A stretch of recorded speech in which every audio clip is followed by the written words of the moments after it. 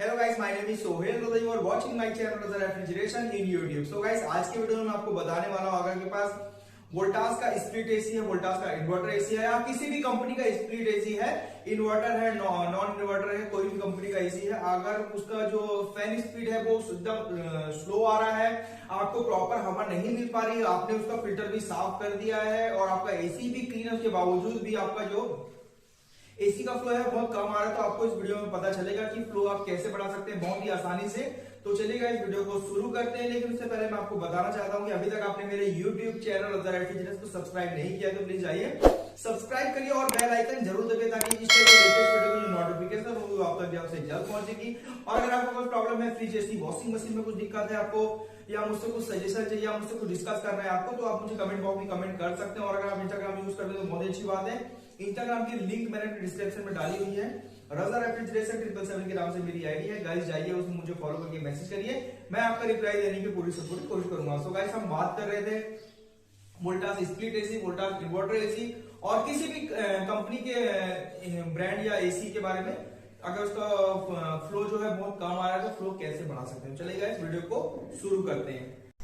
So guys, हम अपने AC के पास आ गए हैं और इसको चालू करके देखते हैं। चालू करने के बाद गाइस, इसमें जो है फ्लो बहुत ही कम आ रहा है और ये 1 मिनट तक ठीक चलता है, उसके बाद उसके फ़ैन की जो स्पीड है वो एकदम स्लो हो जाती है। चलिए गाइस, अब आपको आगे बताता हूँ आगे का प्रोसेस कैसे आप इसको ठीक कर सकते हैं। सबसे पहले आप एमसीबी को ऑफ़ करिए। एमसीबी ऑफ़ करने के बाद गाइस, आपको इसके फ़िल्टर वगैरह को खोलने हैं। अगर आप टेक्नीशियन हैं तो आप बहुत ही आसानी से अपने एसी को खोल सकते हैं, और अगर आप कस्टमर है तो सावधानी से आप देख सकते हैं कैसा मैं खोल रहा हूँ। अगर आप खोल सकें तो कोशिश कर सकते हैं तो खुल जाएगा। तो उसके जो सामने के स्क्रू हैं इसको आप पूरी तरीके से खोल लीजिए, और उसके बाद नीचे के लॉक और स्क्रू को भी आप खोल लीजिए।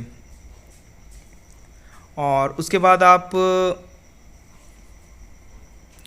जो डिस्प्ले है उसको खोल लीजिए। उसमें क्या है, कनेक्टर नहीं है, इसमें कई मॉडल में कनेक्टर रहते हैं। अगर इसमें कनेक्टर है तो कनेक्टर निकाल लीजिए, अगर कनेक्टर नहीं है तो आप डिस्प्ले को, स्क्रू को खोल के आप ये ऊपर जो है 3 लॉक रहते हैं, 3 लॉक को आप खोलिए। 3 लॉक खोलने के बाद ये बहुत ही आसानी से कवर बाहर आ जाएगा। अब इसके बाद आपको पावर सर्किट बोर्ड दिखाता हूँ मैं। यहाँ पर आप साइड में देख सकते हैं पावर सर्किट बोर्ड लगा हुआ है। ये सामने के कवर को बहुत आसानी से आप खोल सकते हैं। उसके बाद इसके जो अंदर पावर सर्किट बोर्ड लगा हुआ है उसको आपको बाहर निकालना है। बाहर निकालने के बाद मैं आपको इसका अगला प्रोसेस बताता हूँ, किस पार्ट्स को आपको चेंज करना पड़ेगा। इस पार्ट्स को आप अगर चेंज कर लेते हैं तो बहुत ही आसानी से आप अपने एसी के फैन स्पीड को बढ़ा सकते हैं। ये कैपेसिटर लगा हुआ है इसमें 1.5 MFD का।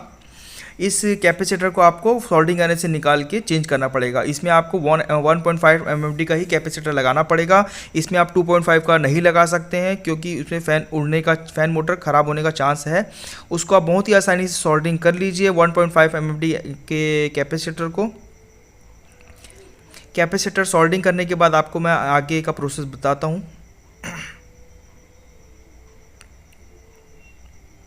या अगर आप चेंज कर सकते हैं तो आप खुद चेंज कर सकते हैं, या आप कहीं कोई पीसीबी रिपेयरिंग करता है तो उससे भी आप करवा सकते हैं। ये जो है देखिए, ये नया कैपेसिटर इसमें लग गया है और ये पुराना इसका कैपेसिटर था। और अब मैं पीसीबी को आपको लगा के दिखाता हूँ। ये पीसीबी सोल्डिंग वाला काम हो गया है। अब इसमें जैसे जैसे हमने वायर को खोला था उस हिसाब से हम इसको वापस इंस्टॉल कर देते हैं। और कवर लगाने से पहले गाइस, हम बाहर इसको एक बार टेम्परेरी चला के देखते हैं। और ये पीसीबी लग गया है। उसके जितने भी कनेक्टर है, फ़ैन मोटर और डिस्प्ले वगैरह के जितने भी कनेक्टर हैं इसको आप लगा लीजिए और टेम्परेरी आप इसको चला के देख लीजिए 1 मिनट कम से कम आप बाहर। अगर ये प्रॉपर तरीके से काम कर रहा है तभी आप इसका कवर लगाइए, नहीं तो आप पीसीबी रिपेयरिंग वाले को दिखाइए।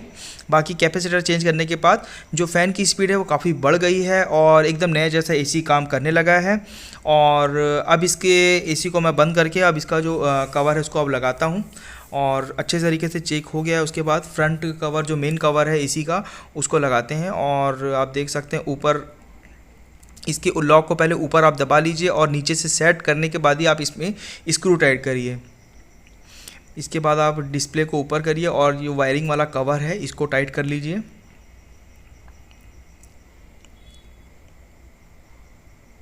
उसके बाद गाइस, आप जितने भी इसमें स्क्रू लगे थे पहले वैसे ही आप उसको लगा दीजिए, तो ये हमारे ये कवर है पूरी तरीके से टाइट हो जाएगा। बस आप ध्यान ये दीजिए कि जो ऊपर का लॉक है वो प्रॉपर तरीके से लगा है या नहीं लगा, एक बार आप देख लीजिए। बहुत आसानी से खुलता भी है और बहुत आसानी से लग भी जाता है। एक्चुअल में इसका जो लॉक है वो ऊपर साइड में है 3 लॉक। और उसके बाद जो नीचे के स्क्रू हैं उसको लगा के उसके प्लास्टिक के कवर को भी आप लगा दीजिए। और ध्यान दीजिएगा इसकी, आप स्विंग पट्टी जो निकालते हैं उसको आप बहुत ही आसान अच्छे से लगाएं और प्रॉपर तरीके से लगाएं। वो होता ये है गाइस, ये बहुत नाजुक होती है और टूटने का चांस ज़्यादा रहता है। ये हमारे डिस्प्ले भी लग गया।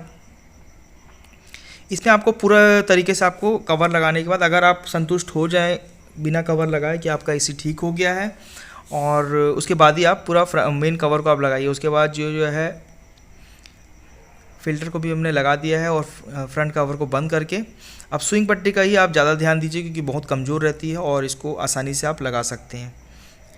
उसके बाद हमने एसी को ऑन कर दिया है। ऑन करने के बाद गाइस जो है हमारा एसी है बहुत अच्छे से काम कर रहा है और इसमें जो है पहले से बहुत ज़्यादा एयर थ्रो काफ़ी बढ़ गया है और एकदम नए जैसा काम कर रहा है, जैसा फ़ैन मोटर को काम करना चाहिए। सो गाइस उम्मीद है आपको मेरा वीडियो अच्छा लगा हो तो उसे लाइक ज़रूर कर दें।